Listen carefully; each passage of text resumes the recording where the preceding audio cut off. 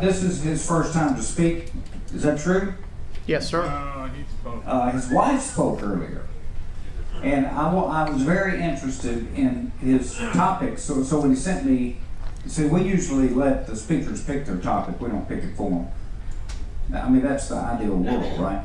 And so he said, I can do one of these two. I said, no, why don't you do two of these two? Because I want to hear what he had to say. So he's a very smart guy, engineer brain, got a great family, wife, kids at home. Help me welcome Rich Lennon. Thank you, Walter. Good morning, everybody. How are we doing today? Is it better if spoken last night or first thing in the morning? What do you guys think?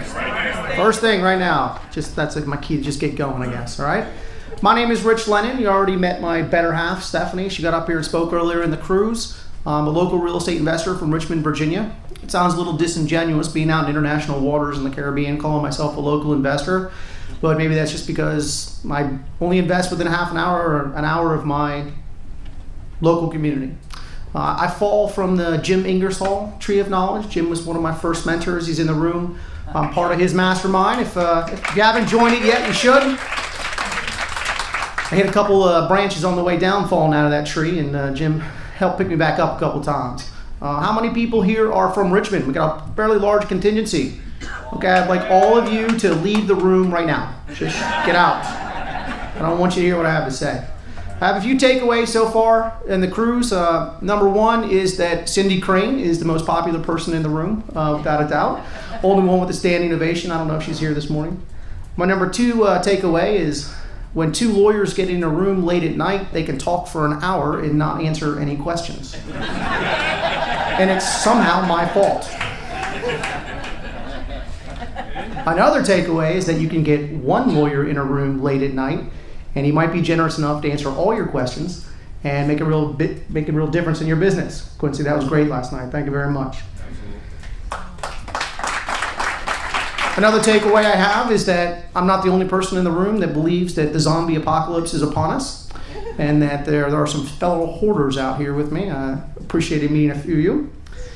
And there are a lot of great presentations, but one that really resonated with me was Justin Morales's. Justin, a lot of people have talked about framing since you took. I don't know if you're in the room, Justin, but a lot of people have taken that, and I didn't realize I was doing a lot of framing when I was presenting, and he nailed me when he said that a lot of my speeches were going to be out on all my slides about how awesome I am, and that I was trying to frame it. So I just removed all those from my speech, and I'm just going to say that Walter said I could be here, so I'm here, and I hope that's good enough. So a little bit about me. Now that I just said I wasn't going to frame, I'm going to frame a little bit. 2015 was a banner year for my wife and I. It's a real big time in our business. We grew about 400%. And while you might say that that's a good thing, for us it was really hard. 400% growth means that every one of my systems failed. My intake system, my selling system, my tenant system, how I do everything. It failed when I grew 400%. And hopefully in a business, as we're entrepreneurs, we know that everything we do is wrong and that we're going to fail. And big part about being successful is just picking up the pieces and getting going. So 2015, I started the year on the IRA fund cruise. It gave me a new direction. I grew 400%. Found myself back on the same cruise about 11 months later with my business had a lot of problems. I had a lot of growth problems. I wasn't getting the tenants in the house like I need to. I might have been in 6 renovations at the time, and I still had 3 or 4 houses sitting on the sideline. So I said to myself, gosh, there has to be a better way. And so I took 3 months off, and by 3 months off, I mean I worked 12 hours a day, 7 days a week, trying to automate my business. And I'm going to talk about it today, if that's all right with you guys. Does that work? Yeah. All right. So this is me, and this is what I'm going to talk about. All right. So I'm going to do automation. I'm going to primarily talk about lead generation in my automation, but you really automate all the sides of your business. So for myself, there are 4 major components to the automation process. The first one is data scraping, and data scraping is just ways in which you go out and get the data. We're all looking for the house. How do we target our house? How do we get the house, and therefore we can market to it? So scraping the data and putting it into your automation flow is one of the components I'll talk about today. The CRM, the Client Relationship Manager. There's a lot of them. I heard Dwayne talk about Podio on the trip in November, and it really changed the course of my business. He had a lot of positive things to say about it. I ran back to Richmond, and I really dove into Podio and used it to automate my business. The third thing is, how do I one-click market? I have a fairly large marketing budget. I do a lot of direct mail. And quickly, if you're doing multiple types of marketing, you lose track of it really quick. And even figuring out how to market and put things in a strategy in which you can control it and monitor it and process it was really difficult. So with Podio, with the help of Podio, we really have a one-click fire and forget marketing strategy. And number 4, of course, is how do I parcel all the data? Because once you automate, you bring in a lot of data, you have to figure out what the data means. And so how do you parcel that data and how do you monetize it without a lot of overhead? Because I'm a cheap investor, I don't like overhead, I don't like to do it. So I'm going to start with data scraping. And data scraping, I'm going to use three examples of data scraping. They don't have to be specific to each one of these categories, but each one of these categories represents a type of data scraping. So Craigslist, which I used extensively when I was a young investor, but seemed to have forgot over the next couple of years. I didn't have time to do Craigslist. I come back to Craigslist and use it as a powerful tool for my business. Craigslist is an example of a website that updates minute to minute, hour to hour, day to day, week to week. So it's a website based. You could use Trulia or Realtor.com, or you could use a couple other websites and use the same principles. The next one is, I use the word evictions. In my market, evictions are hard to get. We all know that a distressed landlord who's going through an eviction process is probably someone worthy of marketing to, but it's not available on the web. It's the opposite. It's available in the real world. So how do I, on a regular basis, go get that information and bring it back in a way that's financially feasible and time feasible for me? Because my life is all about time at this point. And the third one is list source.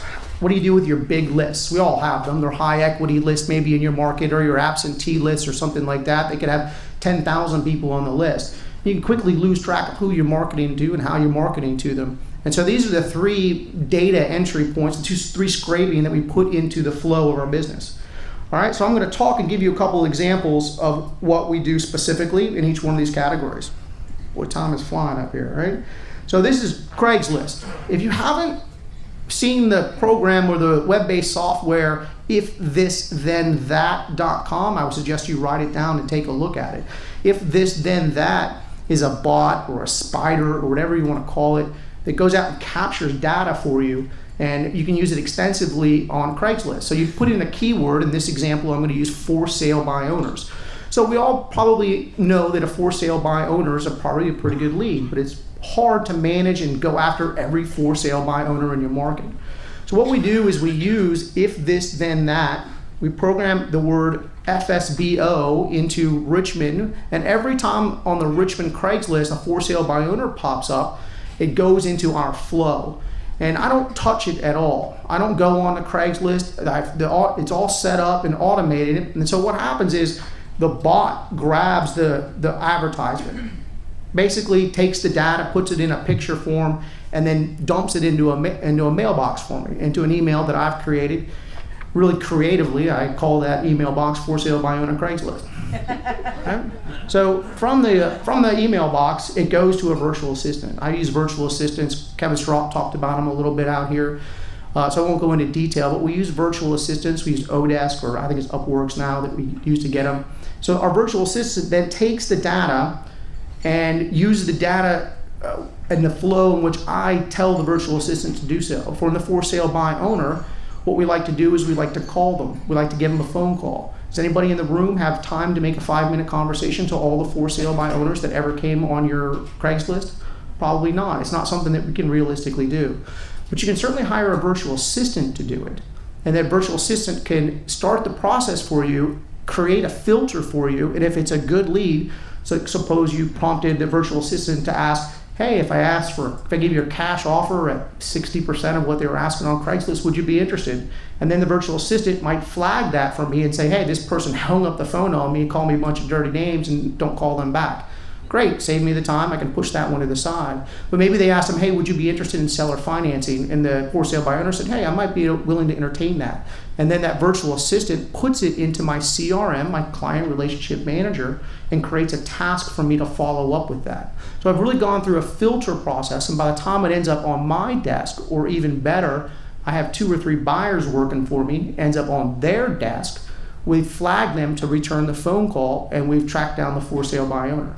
And so by filtering it through an automated process, we grab it from the website, it goes all the way to the desk of somebody with some type of filter letting us know. And I thought I'd break down approximately what that costs for me.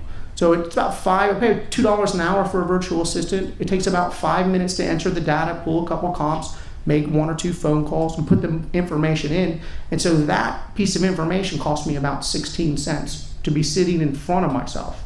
And so if you scale that, and we're all about scaling, if you make 100 calls, how many will it take for you to get a deal? Well, 100 calls will only cost you $16. Is that a reasonable price to pay? I think it is. It's certainly cheaper than direct mail marketing. So if I do it 1,000 times, you think I might be able to find a deal? I'm going to suggest to you that I can, and it only cost me $160. So, and I never touched the deal. I was never involved. I don't know it's existing until it's on my desktop. We might modify the automation flow, and this is the true power of automation. We can't do the same thing for every lead. And a for sale by owner, I don't necessarily have to get back to that for sale by owner really quick. Sometimes it takes some time for them to not sell their house before they even want to talk to me. But I've noticed on Craigslist in my market, the word investor is a really hot word. If someone posts on there, investor wanted, investor needed, anywhere in the data, investor is a really hot piece of information. And I'll give you a tip. If something's online, once it's posted, whether it comes into your website or they post it on the website, you probably have a 3 to 4 to 5 minute time frame where you really can capture their attention. So when the word investor comes on, my bot, who is if this then that, scrapes the data, sends it to my virtual assistant, but we've created a different automation flow because it's such a hot piece of information. My virtual assistant will take the data, pull the comps, and then maybe they might even give me a phone call, or they might give me a text with a link to the telephone number, so I can be sitting in my car driving down the road and up pops an investor wanted Richmond, and I can often get back to that post within 3 to 4 minutes. Think that's powerful, right? It's a real powerful piece. I'm the first investor there. I beat Jim Ingersoll there, thank goodness. He's like one of my competitors out there, and all these other 20 Richmonders that are not paying attention, hopefully, right? And if you see, I paid 6 cents for that piece of information. Not bad, right? So there's not a whole lot of overhead, and there's not a whole lot of work and a lot of expense for me. Another example, and I'll give you a third one, is the for rent. You know, we all know that for rent can be a good place to find a motivated seller. But in my market, on any given day, there literally might be 200 people for rent in the market. It's exhausting an attempt to call. It's a full-time job just making those phone calls. But if we can pay a virtual assistant to make that phone call and say, hey, I see that you're renting your property, and oh, by the way, because we track it, I can see you've been renting it for trying to rent it for 3 weeks, and you're dropping the price. I can see that because I'm tracking it. Then I might be able to get the virtual assistant to give that person a call, ask if they're willing to sell the property, and create a lot of time wasting and get it off of my plate. And they'll put that in either my mailbox or my buyer's mailbox or something like that. So those are a couple of ways that we scrape off of a website in which minutes count. And that's Craigslist, Trulia, Realtor, or truly minutes count in your marketing. So another example of the way we scrape data is evictions. It's very difficult to get evictions in my market. They don't post them on a website like I know they do in some markets. You can go into the judiciary and you can find out that there are evictions, but that doesn't exist in my market. So for myself, I was trying to figure out a way, how do I get the data? And I run a bird dog course. It's actually the first time I talked to Walter. I don't know if he remembers, but he was taking a couple laps around the football field doing some exercise, and I called him up and we talked about bird dog programs, and he talked about creating homework assignments for the bird dogs. So I come in, the bird dogs come in on Saturday, and we try to give them a task in which they must complete by the next time they come in. And so one of my tasks might be evictions, where I say, okay, you have to go down to the Chesterfield County Courthouse every Monday morning. You have to look at the sign. You have to write down all the people that are being evicted that week, put it in an Excel spreadsheet. I give them a portal within my CRM, and I upload it to my virtual assistant who does the research and puts it in front of a buyer. And that cost me about $5 to that virtual assistant to transfer the information from the Excel spreadsheet into a marketable system, the CRM. Everybody with me so far? I know my slides are super exciting. You love all the pictures. All right. Another one is list source. I use list source. I know a lot of people like to scrape their own data, but if one of your criteria is high equity, 80 plus that has lived in the house for 25 years, you probably don't need to scrape that every week, right? You can scrape it one time a year or something like that, but that list in my market might be as big as 10,000. So we have a way of putting those big lists into our CRM, and we get to play with different ways to market it, whether we market with a yellow postcard or a blue postcard or a red postcard. We can really break it up. And so those are the three major criteria or categories from which we scrape in the data. Whoa, 5 minutes. Okay. CRM, client relationship manager. For me, it's Podio. I know a lot of people in the room might use something else, but I've used Podio. I'm going to tell you that there's a long learning curve to Podio. It took you 2 or 3 months just to try to figure out what's going on in Podio. But the power of Podio is it's incredibly customizable. My wife will tell you my mind is very jumbled and convoluted and complicated. But Podio allowed me to create a system that mimics the way I think. Can you imagine how powerful that would be? So I get to create the system that makes sense to me. And that's really important. And Podio allows me to do that. Podio is effectively a repeatable function software, and it makes you break down your business into all the repeatable functions. So a repeatable function could be making a bid on a property. We make them all the time. It's a repeatable function. We collect rent. It's a repeatable function. We close on properties. It's a repeatable function. We sell properties. It's a repeatable function. So everything that's a repeatable function can be broken down, and it takes time to figure out exactly what Podio wants. And you can break it down into repeatable automated systems to do it. It takes us less than 30 seconds to make a bid on the MLS. I don't know if you guys think about that, but putting bids in the MLS can be a 20-minute process for some people. And if you want to make 50 bids a day, that can be very tiresome. So we can make an automated process where we click a button and we can make that bid very quickly, even mail it and have it delivered at the door. Right? So Podio also tracks all my marketing costs, right? So I want to get to here before I run out of time. This is maybe one of the most powerful parts of Podio. It really allows me a one-click method of fire and forget on my marketing. As you can imagine, I go after a lot of different streams of leads. I think on our whiteboard at one time we've had as many as 30 different lead generation processes, and we market to them in very different ways. So for example, a probate, if I'm going after a probate lead, I might want to brand my material. I might want to have my brand out there and be very formal and very respectable, all right? But if I'm sending something to an absentee, well, they get stuff all the time and they discard it. So maybe I just want to drop a postcard in them on a regular basis. Or high equity properties, I found that yellow letters work pretty well. Tired landlord yellow letters. So there's a lot of different types of marketing, and you have to keep track of it all. And so what you can do is you can program in what you're going to do based on where the lead source comes from. All right. So not only do you have different types of marketing, you have different types of marketing timeframes, which make it very complicated. So if you're sending a 12-month probate list, that list changes every month. Sometimes you're at series 1, sometimes you're at series 4, sometimes you're at series 6, and it's extremely difficult to keep track of all that. So throughout the week, we do a one-click where we go in, we put the data in, and it says probate start here, and you click.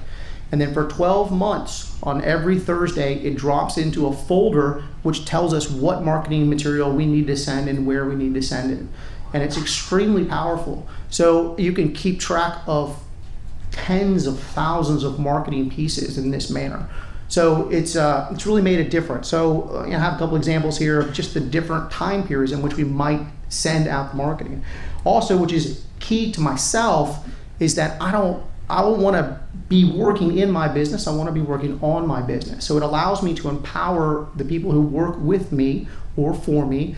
It allows them and empowers them to start the marketing. And they don't have to keep track of it. So even down to a bird dog with maybe not a lot of knowledge about what I'm doing, we empower them to be able to upload the data and given a choice of selecting what type of marketing they're going to do. So a lot of times I don't even know the marketing went out. I'm not aware it went out, but a lot of people can upload into my system, select marketing, and allow the marketing to go out. Does everybody understand that concept?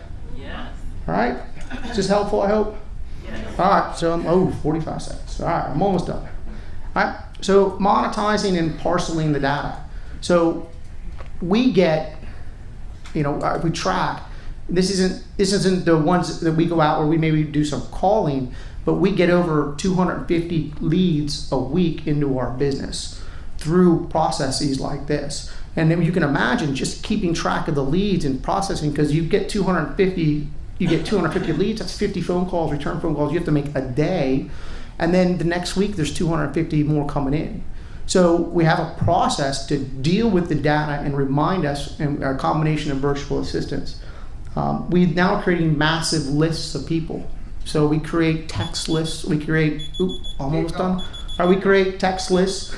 I'm trying to get to more direct mail lists. It's a lot cheaper than email lists. We're trying to get to email lists and start collecting lots of emails, because direct mail, of course, is very expensive, but it's very inexpensive to send out a bunch of emails. So we do newsletters. We put them on lists. So if you're a rent to own, we might put you on one list. If you're a buyer, we put you on another list. And we put you on a list. We often direct you to a website where you enter your own data, so I don't even have to pay a virtual assistant to do that.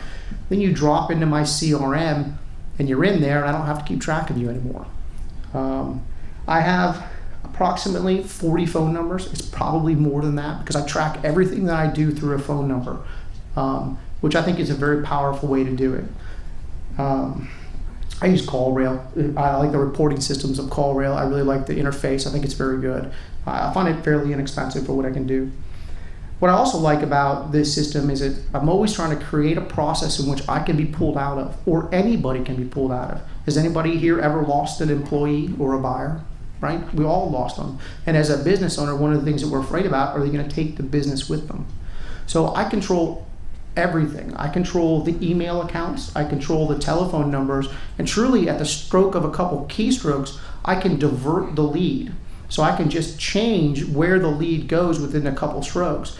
And using Podio and CallRail, I can really take a look at the data, and I can say, hey, it's taking my buyer here a day and a half to get back to this lead, and that's not fast enough. So with a few keystrokes, I can divert the information to another buyer. I can say, okay, buyer, you're not doing it fast enough. With a couple keystroke, I'm going to take all my We Buy Houses leads, which are, we all know, probably very powerful leads. And if you're not getting back to them within 5 minutes, I can see it. And then I can say, okay, I'm going to give it to somebody else. And it keeps people in my office working very hard. And so I can divert that. If they leave or I'm not happy with them, it literally just takes a couple keystrokes. I don't have to change any of my marketing or any of my back end. I can point where the lead generation is going. All right, so I think this is my last slide. My office payroll, I'm all about not having overhead. I'm 100% commission based. You get paid when I get paid. As we know, as real estate investors, we're the last ones to get paid, right? You pay our private money, you pay your contractor, you pay your insurance. Everybody gets paid before us. And I incentivized my office of, you don't work on an hourly rate. You work when I get paid, you get paid. And for every deal, we have a predetermined commission structure. That it should be generous. You need to incentivize your people to work hard for you. But we all do that, and if I don't get a deal that month, nobody gets paid. It makes my overhead much more manageable. I noticed that the number one thing, and I'll leave you with this of an automation flow, I love the rent-own. We're doing more and more rent-owns or lease options, whatever you want to call them. We're doing more and more of those in our business. But I noticed that those were the biggest time suck out of the business. Someone would call you up and they ask you a million questions. Hey, what's this rent-to-own thing? What does the lease option do? And you talk to them for 10 minutes and then you say, oh, you need $10,000 down. And they're, well, I don't have 10,000. They hang up. If you're getting 40 calls like that a day, it can be quite overwhelming and it can be quite a time suck. So what we've done is we've tried to automate the process. So the phone, the rent to own comes in and they get a voicemail. And it's a fairly long voicemail. I'm only looking for people who are going to get to the end. I'm weeding out from the very beginning. So we put a voicemail, and at the end of the voicemail, we direct them to our website. And then they go to our website and they have to put in their own information. Again, I'm trying to weed out the people who aren't going to do the work. And then from that, they put in the information. I send them a whole bunch of education materials and maybe even educational video. This is what rent to own is. You have to read through the information. You have to watch the video to get to the end, to finally, at the end of a 3 or 4 weeding process, now you can talk to the property manager. And so by the time we've weeded down that person, I know that they know what a rent to own is. I know that they have either $5,000 to $10,000 to put down, and I know the approximate geographical location that they want to be in. So I weed out all the stuff that goes in my business without doing any work, and I take 100 phone calls and pull it down to 5 phone calls, but those 5 phone calls really convert. And so this is how I've automated my business. I have a lot to thank for the IRA, the Financial Friends Network that has really helped me out. It was Wayne who really put me on the podio in my last fund cruise. This really took me only 3 to 4 months to set up. And it was Kevin Strop who really taught me how to scrape the data. I'm really thankful to both of those guys. And thank you, Walter and Quincy, for taking our time. Thank you very much.